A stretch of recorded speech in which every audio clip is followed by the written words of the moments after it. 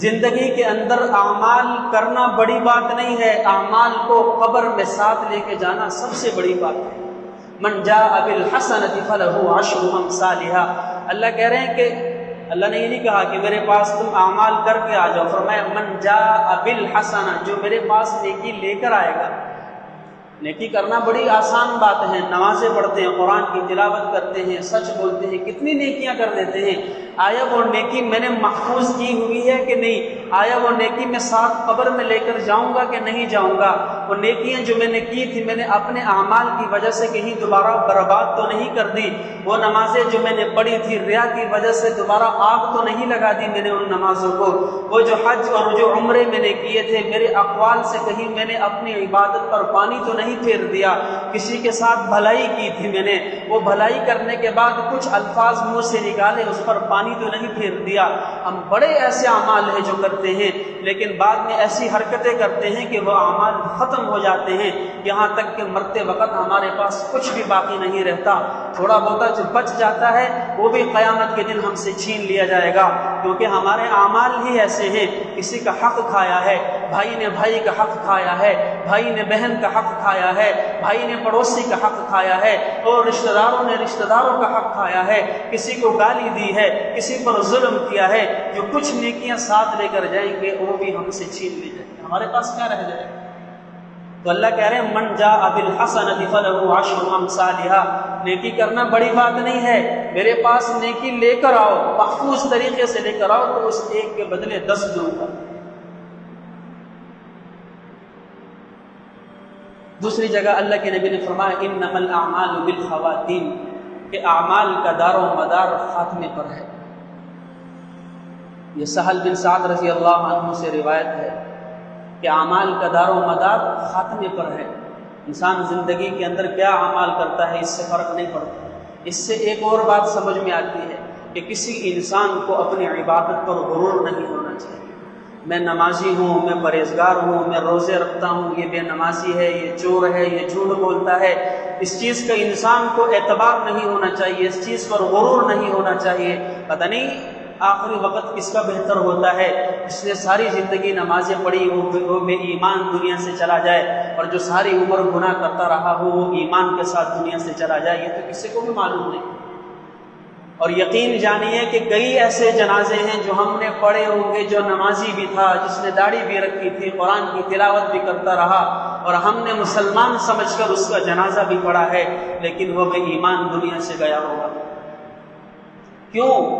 کہ یہ جو خاتمے کا وقت ہے، یہ اس قدر تکلیف والا وقت ہے، اس قدر شدت والا وقت ہے، اللہ کی قسم کے بڑے بڑے ایمان والوں کو ایمان سے محروم ہو جانا یقین۔ ایمان سے انسان ہاتھ دھو بیٹھتا ہے، کیونکہ جب فرشتہ آتا ہے اور اس سے روح قبض کرتے ہیں تو روح جب جسم سے نکالی جاتی ہے، انسان کو اس قدر اذیت ہوتی ہے کہ ایک طرف تو فرشتے روح کو نکال رہے ہیں، اسرائیل کھڑا ہے، مزید فرشتے کھڑے ہیں، گنہگار ہے انسان، اور وہ چند سیکنڈ کا وقت ہوتا ہے، آخری لمحات ہوتے ہیں، انسان کو دنیا کے بارے میں سوچے اس کا تصور بھی نہیں ہے۔ ایک طرف فرشتے ہیں اس کی روح نکال رہے ہیں، اور روح اس قدر تکلیف سے نکالی جاتی ہے، فرمایا جیسے ململ کے کپڑے کو کانٹے دار جھاڑیوں پر پھینک دیا جائے اور اس سے آپ کھینچنے کی کوشش کریں تو وہ صحیح سلامت واپس نہیں آتا، بلکہ ریشہ ریشہ ہو کر انسان کے ہاتھ آتا ہے، یا گیلی اون کو کسی کانٹے دار چیز پر پھینک دیا جائے تو وہ بھی تارا تارا ریشہ ریشہ ہو کر انسان کے پاس واپس لوٹتی ہے۔ ایسے ہی انسان کے جو جسم کے اندر جو رگیں ہیں، جو مسل ہیں، وہ اسی طریقے سے ٹکڑے ٹکڑے پھٹ پھٹ جاتے ہیں جب انسان کی روح نکالی جاتی ہے، کہ انسان کو تکلیف ہوتی ہے۔ دوسری طرف اس وقت شیطان حاضر ہو جاتا ہے۔ شیطان نے تو اللہ سے وعدہ کیا تھا کہ اللہ مجھے موت تک کی زندگی دے دے، قیامت تک زندگی دے دے، اللہ نے کہا زندگی عطا کر دی، پھر فرمایا کہ میں مرنے تک تیری جو مخلوق ہے اس کو گمراہ کرنے کی کوشش کرتا رہوں، ان کی جان نہیں چھوڑوں جب تک وہ دنیا سے نہ چلے جائیں۔ اللہ نے کہا پھر جا، میرا بھی وعدہ ہے جب تک وہ نہ مر جائیں، جب تک وہ مجھ سے توبہ کرتے رہیں گے میں ان کو معاف کرتا رہوں گا۔ تو شیطان نے جب یہ سنا کہ اللہ ان کو معاف کر دے گا، دھاڑے مار مار کر رونے لگا۔ پھر اس نے کہا، اس نے دوسرا وعدہ کیا کہ گناہ جب وہ کریں گے تو گناہوں پر توبہ کریں گے، میں ان کو ایسے گناہوں میں مشغول کروں گا کہ جن کو وہ گناہ ہی نہیں سمجھیں گے۔ جب وہ اس کو گناہ ہی نہیں سمجھیں گے تو اس پر توبہ کہاں سے کریں گے؟ اور آج دیکھا جائے تو بڑے ایسے گناہ ہیں، اگر کسی کو کہا جائے بھائی یہ گناہ ہے، آگے سے کہتے ہیں تمہیں کیا خبر، اپنے کام سے کام کرو۔ مثال کے طور پہ یہ جو پونچے ہیں، اس کو پاجامہ ہے، اس کو ٹخنوں سے نیچے رکھنا، یہ گناہ کبیرہ ہے، وہ حصہ جہنم کے اندر جلایا جائے گا۔ آج کا ہمارا نوجوان پاجامے کو ٹخنوں سے نیچے رکھتا ہے، عورت اوپر رکھتی ہے، حالانکہ عورت کے لیے حکم ہے کہ نیچے رکھے، مرد اوپر رکھے۔ لیکن اگر آپ کسی کو سمجھانے کی کوشش کریں کہ بھائی ایسا کرنا گناہ ہے، آگے سے آپ کو جواب ملے گا تجھے کیا پتہ، اپنے کام سے کام رکھ۔ کیونکہ وہ انسان اس کو گناہ ہی نہیں سمجھ رہا۔ جب گناہ نہیں سمجھے گا تو اس پر توبہ کہاں سے کرے؟ جس کام پر توبہ نہیں کرے گا تو وہ تو پھر بغیر توبہ کے دنیا سے چلا۔ تو فرمایا کہ شیطان پاس آتا ہے، حاضر ہو جاتا ہے اور اس سے کہتا ہے کہ میں تجھے اس تکلیف سے نجات دلا سکتا ہوں، اللہ کی توحید سے انکار کر دے، تجھے اس اذیت سے تیری جان چھڑا دو۔ انسان بڑا کمزور ہے، بڑا بے بس ہے۔ آپ نے دنیا کے اندر مشاہدہ کیا ہوگا، ہم چھوٹی چھوٹی لالچ اور غرض کی وجہ سے اپنے ایمان کا سودا کر بیٹھتے ہیں۔ اولاد نہیں ہو رہی، اللہ کی ذات کو چھوڑ کر کسی اور طرف ہمارا دھیان اور ہماری توجہ اور ہمارا عقیدہ چلا جاتا ہے۔ انسان پر مصائب آ جائیں وہ اللہ کے گھر کو چھوڑ کر کسی اور گھر پہ چلا جاتا ہے۔ انسان کے گھر کوئی غم اور کوئی پریشانی آ جائے تو وہ اللہ کے گھر کو چھوڑ کر کسی اور گھر پہ چلا جاتا ہے۔ دنیا کی ہلکی سی تکلیف کو برداشت نہیں کرتا، ایمان کا سودا کر بیٹھتا ہے۔ جب موت کی تکلیف اس پر آئے گی تو کیا گمان ہے کہ وہ اپنے ایمان کو سودا نہ کر بیٹھے۔ تو ایسی نازک حالت ہوتی ہے، بڑے بڑے ایمان والوں کا ایمان سے محروم ہو جاتے ہیں، انسان سودا کر بیٹھتا ہے۔ ادھر یہ کہتا ہے کہ ٹھیک ہے میں اللہ کی وحدانیت سے انکار کرتا ہوں، مجھے تکلیف سے نجات دے، میری جان چھڑا۔ ادھر یہ الفاظ نکلتے ہیں، ادھر فرشتے روح قبض کر لیں۔ ساری زندگی عبادت کرنے والا بھی ایمان دنیا سے چلا جاتا ہے۔ خاتمے کا بڑا اہم کردار ہے، اللہ سے ہر وقت دعا کرتے رہا کریں کہ اللہ خاتمہ بالایمان نصیب فرما۔ خاتمہ بالایمان نصیب ہو گیا تو آخرت میں اگر اللہ نے سزا مقرر بھی کر دی تو یہ امید تو ہے کہ ایک نہ ایک دن جنت کے اندر چلے جائیں، اور اگر خاتمہ ایمان کے ساتھ نہ ہوا، ساری زندگی عیش و عشرت کے ساتھ گزاری ہو، ہمیشہ کے لیے جنت سے محروم ہو جائے۔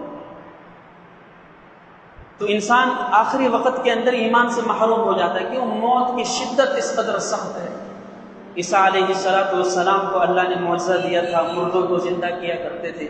تو لوگوں نے کہا کہ آپ مردوں کو زندہ کرتے ہیں اور جو مرے ہوئے ہوں، جلدی مرے ہوئے ہوں ان کو زندہ کرتے ہیں، ممکن ہے کہ وہ مرے ہی نہ ہو، ایسا کریں کہ کسی پرانی قبر پر جا کر کسی پرانے مردہ کو زندہ کریں تو ہم مانیں۔ عیسیٰ علیہ السلام آئے، سام بن نوح کی قبر پہ کھڑے ہوئے اور کہا قم بإذن اللہ کے حکم سے کھڑے ہو جاؤ۔ جب وہ زندہ ہوئے تو ان کے داڑھی کے بال سفید ہو چکے، تو فرمایا کہ تمہارے وقت میں تو بڑھاپا نہیں تھا، یہ تمہارے بال کیسے سفید ہو گئے؟ وہ کہنے لگے اللہ کے رسول آپ سچ کہہ رہے ہیں، بڑھاپا نہیں تھا۔ جب آپ نے آواز دی کہ اللہ کے حکم سے کھڑے ہو جاؤ، مجھے اس قدر خوف ہوا کہ شاید قیامت برپا ہو چکی ہے۔ اس ڈر اور خوف اور ہیبت کی وجہ سے میرے بال سفید ہو گئے۔ فرمایا یہ بتاؤ کہ تمہیں کتنا عرصہ ہو گیا مرے ہوئے؟ کہا مجھے 4000 سال گزر گئے ہیں مرے ہوئے۔ تو کیسے پایا؟ فرمایا کہ ابھی تک موت کے وقت کی جو شدت اور تکلیف تھی ابھی تک میں اس کا اثر محسوس کر رہا ہوں۔ پھر وہ کہنے لگے کہ انسان جب مر جاتا ہے تو اس پر واپسی زندگی کو پیش کیا جاتا ہے، دنیا کی زندگی، تو وہ موت کی تکلیف کی وجہ سے جو اس کو موت کے وقت ہوتی ہے واپسی آنے سے انکار کر دیتا ہے۔ آزمانے کے لیے انسان کو دوبارہ کی زندگی اس کے سامنے پیش کی جاتی ہے، تو وہ جو موت کے وقت اس کو تکلیف پہنچائی گئی تھی، جب وہ تکلیف اس کو یاد آتی ہے کہ دوبارہ پھر مرنا پڑے گا، پھر اتنی تکلیف ہوگی، وہ اس زندگی سے انکار کر دے۔ فرمایا کہ صرف شہید ایسے لوگ ہیں کہ وہ ان کی دوبارہ خواہش ہوتی ہے کہ ہم دنیا کے اندر چلے جائیں، کیونکہ شہید جب مرتا ہے اس کو موت کی تکلیف محسوس نہیں۔